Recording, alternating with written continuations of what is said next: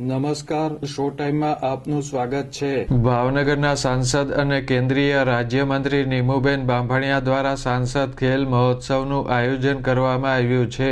આ ખેલ મહોત્સવમાં ભાવનગર શહેર અને જિલ્લાના ખેલાડીઓ વિવિધ સ્પર્ધાઓમાં ભાગ લેશે। નેતૃત્વમાં રમતગમત ક્ષેત્રે વ્યાપક પરિવર્તન આવ્યું છે।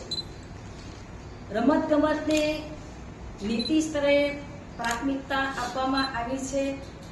ખેલાડીઓને સીધી નાણાકીય સહાય અને વૈજ્ઞાનિક તાલીમ મળી રહી છે। ગ્રાસ રૂટ લેવલથી પ્રતિભા શોધવાની વ્યવસ્થા મજબૂત બની છે।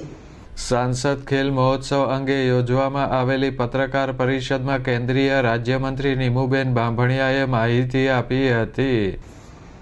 સાંસદ ખેલ મહોત્સવ દ્વારા ગામડાના શહેરોના ખેલાડીઓને એક પ્લેટફોર્મ મળે એ હેતુથી સાંસદ ખેલ મહોત્સવનું આયોજન થયું છે। તેમજ દરેક ભાગ લેનાર ખેલાડીને પાર્ટિસિપેશન પ્રમાણપત્રો અને ટી શર્ટ કેપ પણ આપવામાં આવશે। જ્યાં જરૂર હોય ત્યાં ખેલાડીઓને સ્પેશિયલ વાહન વ્યવસ્થા પણ કરવામાં આવી છે।